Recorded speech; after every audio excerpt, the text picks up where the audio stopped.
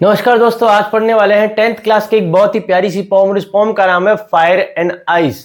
इसे रचित किया गया है रॉबर्ट फ्रॉस्ट ने। इस पोम के अंदर हमारे ये बताया गया है कि हमारी जो दुनिया है वो या तो फायर से खत्म हो सकती है या आइस से खत्म हो सकती है। तो चलो देखते हैं इस पोम में कवि हमारे क्या कह रहे हैं दोस्तों। सम से the world will and in fire. दुनिया के जो कुछ लोग हैं वो ये कहते हैं कि ये दुनिया जो खत्म होने वाली है वो काय से खत्म होगी? फायर से। सम से इन आइस, जबकि दूसरे लोग हैं वो ये कह रहे हैं कि ये दुनिया जो है हमारी खत्म होने वाली है आइस से।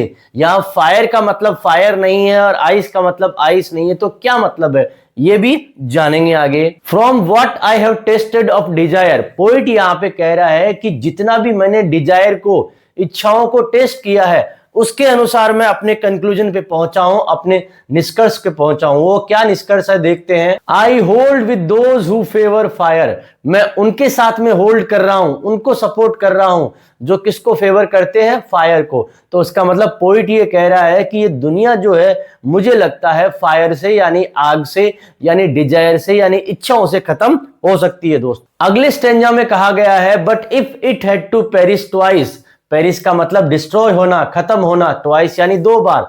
अगर इसे दुनिया को दो बार खत्म होना हो, मतलब एक बार पहले खत्म हो चुकी है और दोबारा यह दुनिया खत्म होने वाली है, तो क्या होगा वो हम देखते हैं। I think I know enough of hate, तो मैं ये सोचता हूं कि मैं हेट के बारे में, नफरत के बारे में बहुत कुछ जानता हूं। नफरत जो है वो भी दुनिया को खत्म कर सकती है।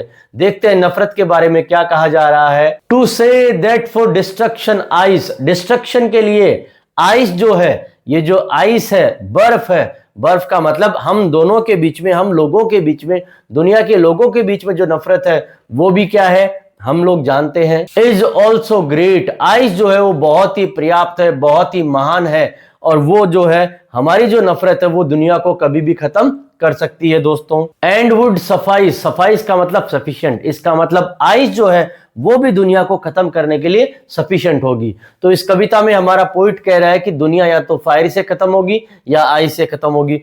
फायर का मतलब है डिजायर और हमारी इच्छाएं, और आइस का मतलब हमारे यहाँ पे क्या है, हम लोगों के बीच में जो नफरत फैली हुई है वो है दोस्तों। अब इसके पढ़ते हैं पोएटिक डिवाइस। पहला हमारा पोएटिक डिवाइस है सिंबोलिज्म। देखिए यहाँ पे फायर जो है वो किसकी सिंबल है? डिजायर की, ग्रीड की, लालच की, पैशन की। और आइस जो है वो किसको रिप्रेजेंट कर रही है?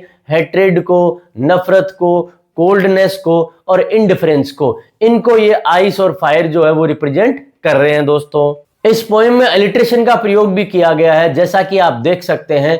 कॉन्सोनेंट साउंड जो है वो सेंटेंस के, वाक्य जो यूज किए गए हैं उनमें बार बार शुरुआत में रिपीट हो रही है। सम से एस एस रिपीट हो रहा है, favour fire F F repeat हो रहा है, वर्ल्ड विल में डब्ल्यू डब्ल्यू रिपीट हो रहा है, इनकी साउंड्स रिपीट हो रही है।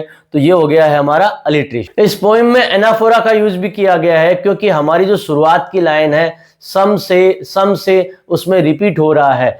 एनाफोरा का मतलब है लगातार की जो लाइनें होती हैं उसमें शुरू के वर्ड या शुरू के जो फ्रेजेस है वो रिपीट होते हैं, वो होता है हमारा एनाफोरा। इस पोएम में इंजयमेंट का प्रयोग भी किया गया है। इंजयमेंट का मतलब है एक लाइन को, एक आइडिया को अगली लाइन तक लेके जाना।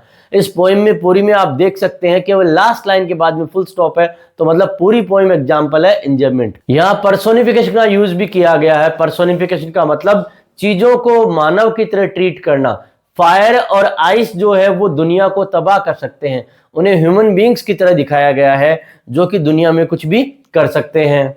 इस पोएम में मेटाफर का यूज भी किया गया है क्योंकि फायर और आइस जो है वो डायरेक्ट मेटाफर है। किस चीज के? ह्यूमन के इमोशंस का, ह्यूमन की इच्छाओं के, ह्यूमन की जो नफरत है उनके ये डायरेक्ट इमोशंस को इंडिकेट करते हैं और रिप्रेजेंट करते हैं। अगर यहाँ की राइम स्कीम की हम लोग बात करें तो राइम स्कीम यहाँ पे है A B A. Fire, ice, desire और फायर यहाँ पे है ए बी ए। और आगे वाला जो पार्ट है उसमें आ गया है एंड में जो लास्ट वर्ड्स है twice, hate, ice, great, suffice. तो यहाँ राइम स्कीम है बी सी बी। इस पोएम में इमेजरी का यूज भी किया गया है। जब भी हम पोएम को पढ़ते हैं तो अलग अलग लाइंस में हमें देखते हैं कि कई प्रकार की इमेजेस हमारे सामने बनती है और यही होता है हमारा इमेजरी। तो दोस्तों मैं उम्मीद कर रहा हूं ये वीडियो आपको पसंद आया होगा। इसी प्रकार के अन्य वीडियोस देखने के लिए प्लीज हमारे चैनल को सब्सक्राइब करिए और 10th क्लास के अन्य सब्जेक्ट भी आप यहां से देख सकते हैं। Thank you so much friends.